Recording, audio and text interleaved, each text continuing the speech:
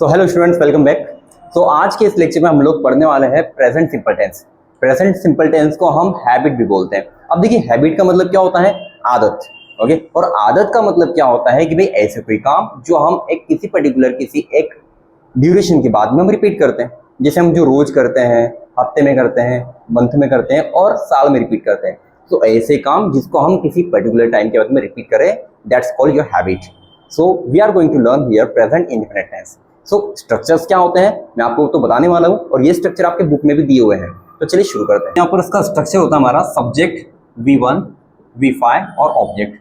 ये हम स्ट्रक्चर लेकर के चलते हैं जिसको हम हैबिट कहते हैं। अगर आप अपनी आदत बताना चाहो तो आप इसी स्ट्रक्चर का यूज करेंगे। तो देखिए, स्ट्रक्चर में हम लोग सबसे पहले सब्जेक्ट यूज करेंगे। I, you, they, we, he, she, it, name and माई।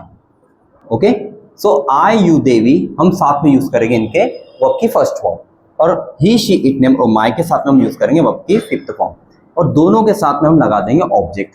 मतलब आप जो भी काम करते हो तो यहाँ पर आपको बताना पड़ेगा उसके साथ। जैसे देखिए, अब मैं अगर कहूँ कि भाई मैं खाना बनाता हूँ, तो मैं कहूँगा आई कुक फूड। मैं मार्केट जाता हूँ, आई गो टू मार्केट। मैं पढ़ाता हूँ, आई टीच। आप मुझे देखते हो, यू सी मी। आप यहाँ आते हो, यू कम हियर। मैं आपसे बात करता हूँ, आई टॉक टू यू।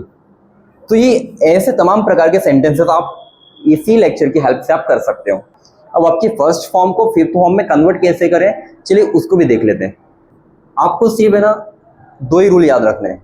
पहला रूल ये है कि जब भी किसी वर्ब के लास्ट में O, X, Z, C H, S H और डबल एस हो, तो आपको सिंपली ऐसी वर्ब के लास्ट में ई एस लगाना है। ओके, गो का मतलब होता है जाना, ये कि हमारी वर्ब की फर्स्ट फॉर्म है। अब इसको फिफ्थ फॉर्म बनाना है तो मुझे करना क्या पड़ेगा, इसके पीछे ई एस लगा दूंगा। क्यों? क्योंकि यहाँ पर लिखा है ओ, और जब मुझे ओ दिखाई देगा तो उसके साथ में मैं लगा दूंगा ई एस। ठीक है।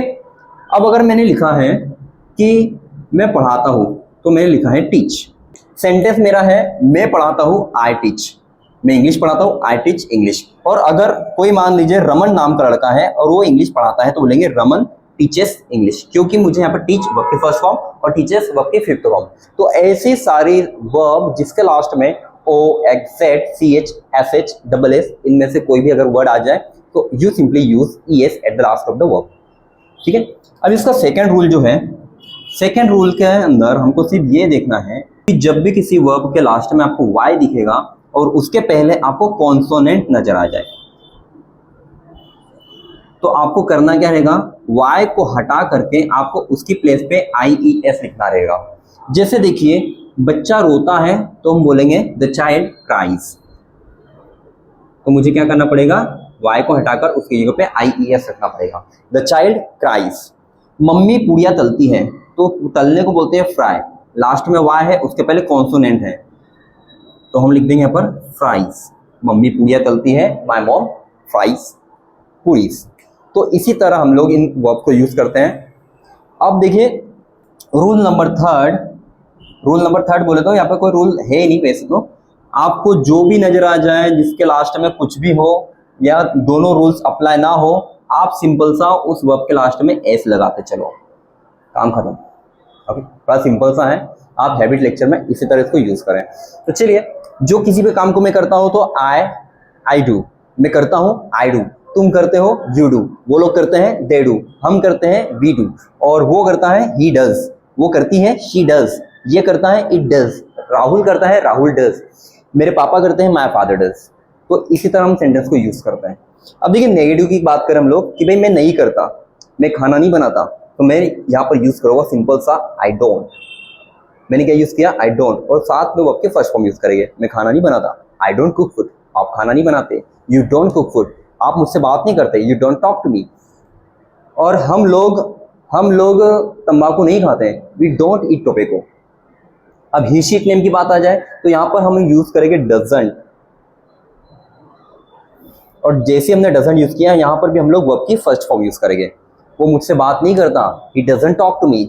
वो खाना नहीं खाती, शी डजंट ईट फूड। वो पढ़ाई नहीं करती, शी डजंट स्टडी।